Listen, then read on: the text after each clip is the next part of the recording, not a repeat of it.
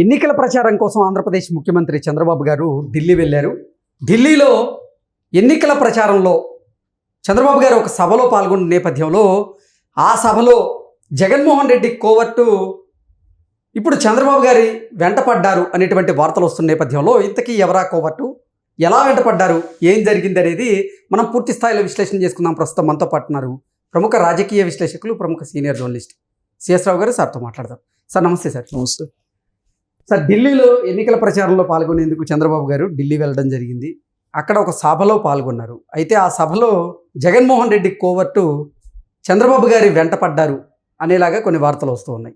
ఇంతకీ ఎవరా కోవర్టు, ఏం జరిగింది? చంద్రబాబు గారు ఢిల్లీ వెళ్తున్నారు అనగానే ప్రచారానికి చాలా మంది అటువైపు చూశారు తెలుగు వాళ్ళు. అవును. ఏ ప్రాంతాలకు వెళ్తారు, ఆయన ఎలా మాట్లాడతారు, ఏం మాట్లాడతారు అనే దాని మీద చాలా మంది చూశారు. అయితే విచిత్రమైన పరిణామం ఏంటంటే చంద్రబాబు గారు పాల్గొన్నటువంటి ఆ సభలో ఢిల్లీలో జగన్మోహన్ రెడ్డి గారి కోవర్టు క్లియర్గా కనిపించారు. చంద్రబాబు గారి పక్కన ఢిల్లీకి సంబంధించినటువంటి క్యాండిడేట్, అక్కడ ఆ ప్రాంతంలో పోటీ చేస్తున్నటువంటి క్యాండిడేట్, ఆయన పక్కన ఈయన ఉన్నాడు, జగన్మోహన్ రెడ్డి గారి కోవర్టు ఉన్నాడు. ఇంతకీ ఎవరు ఆ జగన్మోహన్ రెడ్డి గారి కోవర్టు అని అంటే, నేను ఆయన పేరు చెప్పను కానీ హింట్ ఇస్తా. ఆయన ఇటీవల కాలంలో ఆంధ్రప్రదేశ్ బీజేపీ అధ్యక్షుడు కావాలని చెప్పేసి జగన్మోహన్ రెడ్డి గారి తోటి రికమెండ్ చేయించుకున్నటువంటి అతను. First point. ఓకే. రెండు ఏంటంటే, ఆయన అమరావతి రైతులకు సంబంధించినటువంటి మహిళల్ని కించపరిచినటువంటి లీడరు. మూడేంటంటే, ఒక టీవీ ఛానల్లో పార్టిసిపేట్ చేసినప్పుడు ఆయన మీద చెప్పుతోటి ఒక ఎమ్మెల్యే, ఇప్పుడు ఎమ్మెల్యేగా ఉన్నాడు ఆయన, అంతకుముందు ఎమ్మెల్యేగా లేడు ఆయన చెప్పు తీసుకుని కొట్టాడు. చెప్పు తీసుకొని కొట్టించుకున్నాడు బీజేపీ సంబంధించినటువంటి లీడరు, రాయలసీమకు చెందిన ఒక రాయలసీమకు సంబంధించినటువంటి. ఇంకా ఆల్రెడీ చెప్పేశాను కదా, ఆల్రెడీ స్టూడియోలో చెప్పు తీసుకుని కొట్టిన అనగానే ఆల్మోస్ట్ క్లారిటీ వస్తుంది. ఆయన ఢిల్లీ వేదిక మీద కనిపించాడు. విచిత్రమైనటువంటి పరిణామం అది. జనరల్గా కొంచెం స్టేటస్ ఉన్నటువంటి వాళ్ళు, క్యాడర్ ఉన్నటువంటి వాళ్ళు, లేదంటే కొంత ప్రత్యేకమైన గుర్తింపు ఉన్నటువంటి వాళ్ళు చంద్రబాబు గారి పక్కన కనిపిస్తారు బీజేపీ వాళ్ళు, ఆంధ్రప్రదేశ్ వాళ్ళు. కానీ ఆయన కనిపించేటప్పటికి ఆ వేదిక మీద అతను ఎందుకు ఉన్నాడు అనే దాని మీద పెద్ద చర్చ జరిగింది. అసలు చంద్రబాబు గారు పోయిన పర్పస్ ఏంటి? ఢిల్లీలో బీజేపీని గెలిపించాలి, అంతే కదా. ఎన్డీఏలో కీలక భాగస్వామి చంద్రబాబు గారు. అక్కడికి వెళ్తే కనుక తెలుగు వాళ్ళు ఎక్కువ మంది ఉన్నారు అక్కడ, తెలుగు వాళ్ళకి చెప్పి ఓట్లు వేయించాలి అనేటువంటి ఉద్దేశంతో చంద్రబాబు గారు వెళ్ళారు. బీజేపీ వాళ్ళు షెడ్యూల్ చేశారు ఎక్కడెక్కడ చంద్రబాబు గారు పార్టిసిపేట్ చేయాలి ఏంటి అనేది. ఆ మేరకు ఆయన వెళ్ళి ప్రచారం చేయడానికి వెళ్ళినప్పుడు తెలుగుదేశం పార్టీకి సంబంధించిన ఎంపీలు ఒకళ్ళిద్దరు కనిపించారు.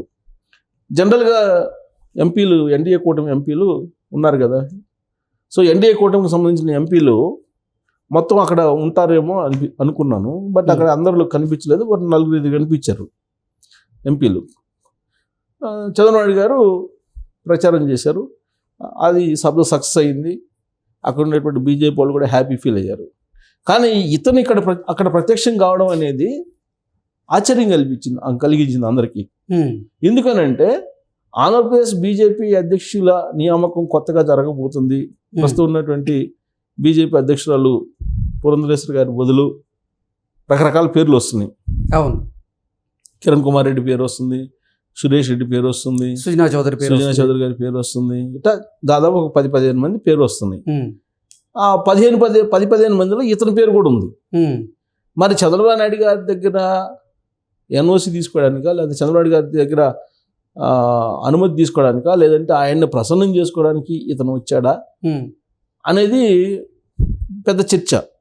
ఎందుకంటే ఆ వేదిక మీద నుంచి ఇప్పుడు ఎవరో పురంధరేశ్వరి గారు, లేకపోతే ఆ స్థాయిలో ఉండేటువంటి వాళ్ళు ఎవరైనా కనిపిస్తే అక్కడ, లేదా కేంద్ర మంత్రులు, లేదంటే బీజేపీకి సంబంధించినటువంటి ఇన్ఛార్జ్, ఆంధ్రప్రదేశ్ ఇన్ఛార్జ్ ఉంటారు కదా, అలాంటి వాళ్ళు కనిపిస్తే ఓకే. అతను పక్కన కనిపించడం అనేది ఒక పెద్ద చర్చనీయాంశం అయింది. దానికి కారణం ఏంటంటే, వైఎస్ఆర్ కాంగ్రెస్ పార్టీకి అతను సానుభూతిపరుడుగా ఉండటం, జగన్మోహన్ రెడ్డి గారికి ఫాలోయర్గా ఉండటం. 2024 ఎన్నికలకు ముందు వరకు, పొత్తు కుదరడానికి ముందు వరకు కూడా, పొత్తు కుదిరిన తర్వాత కూడా జగన్మోహన్ రెడ్డి గారి టీం ఏదైతే ఉందో ఆ టీము చేసినటువంటి ప్రయత్నాలు కూటమిని ఓడించేటువంటి ప్రయత్నాలేగా. అసలు కూటమి కట్టడానికి అవకాశం లేనటువంటి వాతావరణాన్ని క్రియేట్ చేశారు కదా 2024 ఎన్నికలకు ముందు. వాళ్ళు ప్రత్యేకించి వాళ్ళు మీడియా ముందుకు వచ్చి రకరకాల మాటలు మాట్లాడారు కదా చంద్రబాబు గారి గురించి. చంద్రబాబు గారు అరెస్ట్ అయినప్పుడు కూడా జగన్మోహన్ రెడ్డి గారిని సపోర్ట్ చేస్తూ మాట్లాడారు కదా వాళ్ళు. సో కాబట్టి బీజేపీలో ఒకటేమో చంద్రబాబు గారికి అనుకూలమైనటువంటి వర్గం, ఇంకోటేమో జగన్మోహన్ రెడ్డి గారికి అనుకూలమైనటువంటి వర్గం ఆంధ్రప్రదేశ్లో ఉంది. ఇప్పుడు కూటమి ప్రభుత్వం ఉంది, ప్లస్ కూటమిలో ఉండేటువంటి చంద్రబాబు నాయుడు గారు కీలకం కేంద్ర ప్రభుత్వంలో. అలాంటి చంద్రబాబు నాయుడు గారిని ప్రసన్నం చేసుకోకుండా ఏ పదవులు వచ్చే అవకాశం లేదని చెప్పి జగన్మోహన్ రెడ్డి గారికి కోట్లుగా వ్యవహరిస్తున్నటువంటి బీజేపీ లీడర్లకు బాగా అర్థమైంది. దానికి కారణం ఏంటంటే ఇటీవల కాలంలో సాయిరెడ్డి గారు రిజైన్ చేసిన తర్వాత ఆయన బీజేపీలో చేరడానికి ప్రయత్నిస్తున్నారు అనేటువంటి ప్రచారం జరుగుతున్నటువంటి క్రమంలో అమిత్ షా దగ్గరికి ఏదో వెళ్ళారని, అమిత్ షా గారు ఒకవేళ బీజేపీలో చేరాలనుకుంటే మీరు చంద్రబాబు గారి దగ్గరికి వెళ్ళి ఎన్ఓసి తీసుకొచ్చుకోండి అని చెప్పి చెప్పారు అని చెప్పేసి ఆర్కే వీకెండ్లో పొందుపరిచినటువంటి అంశం. ఇప్పుడు ఆయన పొందుపరిచాడంటే ఏదో ఒక ఇన్ఫర్మేషన్ అయితే ఉంటుందిగా, ఉండకుండా గాలి న్యూస్ అయితే రాయడని నేను నమ్ముతున్నా. సో మరి ఎన్ఓసి చంద్రబాబు గారి దగ్గరికి తీసుకోవాలని రమ్మని చెప్పి అన్నారు అని అంటే ఇది సాయిరెడ్డి గారినే. మరి ఈ ద్వితీయ శ్రేణి నాయకుడు ఎవరైతే ఉన్నారో ఆయన పార్టీ అధ్యక్ష పదవిని కోరుకుంటున్నాడు కదా, మరి ఆయన చంద్రబాబు గారి ఎన్ఓసి లేకుండా పదవులకి అర్హత సంపాదించే అవకాశం ఉందా? లేదు. కాబట్టి ఆ కోణం నుంచి ఆయన మరి ప్రయత్నం చేస్తున్నాడా అనేది ఒకటి.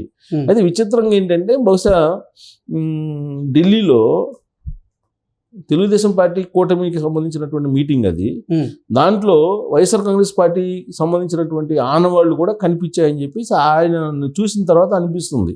ఓకే, భారతదేశంలో ఏ రాష్ట్రంలో లేని విధంగా బీజేపీ బలంగా ఉన్నటువంటి రాష్ట్రం ఏంటంటే ఆంధ్రప్రదేశ్ అని చెప్తుంటారు. మిగతా రాష్ట్రాల్లో ఏదో ఒక పార్టీ కొంచెం అపోనెంట్గా ఉంటుంది బీజేపీకి, కానీ ఆంధ్రప్రదేశ్లో అత్యంత బలంగా ఉంది బీజేపీ అనేది చెప్తూ ఉంటారు చాలా మంది సెటరిక్గా రాజకీయ చర్చల్లో. ఏంటంటే ఆంధ్రప్రదేశ్లో ఏ పార్టీ గెలిచినా, ఏ పార్టీ తరఫు నుంచి ఎంపీలు గెలిచినా అది బీజేపీకి సపోర్ట్. బీజేపీ సింబల్ మీద గెలవకపోవచ్చు, పరోక్షంగా బీజేపీకి సపోర్ట్. వైఎస్ఆర్ కాంగ్రెస్ పార్టీ గెలిచినా బీజేపీకే. సరే కూటమిలో ఉన్నారు కాబట్టి వీళ్ళు గెలిచినా వీళ్ళు ఎలాగో అటే వస్తుంది. కాబట్టి 25 ఎంపీలకి 25 ఎంపీలు మద్దతు ఉన్నటువంటి రాష్ట్రం ఏదైనా ఉందంటే సంపూర్ణంగా 100% స్ట్రైక్ రేట్ తోటి బలంగా ఉన్నటువంటి రాష్ట్రం బీజేపీకి ఏదైనా ఉందంటే అది ఆంధ్రప్రదేశ్. ఇది విచిత్రమైనటువంటి పరిణామం, మరే రాష్ట్రంలో కూడా ఉండదు.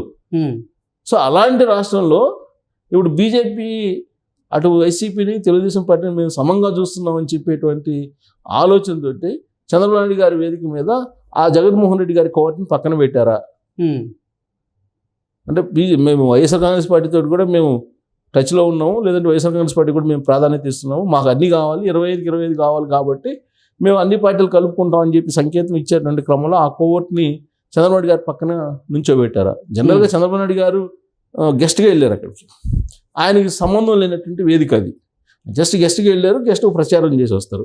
కానీ ఆ వేదిక మీద ఇతను చొరబట్టు అనేది బీజేపీ యొక్క వ్యూహమా అనేటువంటి సందేహం కలుగుతుంది. మరి అతను ఎవరు, అతను కనిపించడం వెనక వ్యూహం ఏంటి అనేది మనం నెట్ జైల్లోకి వదిలేద్దాం. Okay sir, thank you so much. Thank you.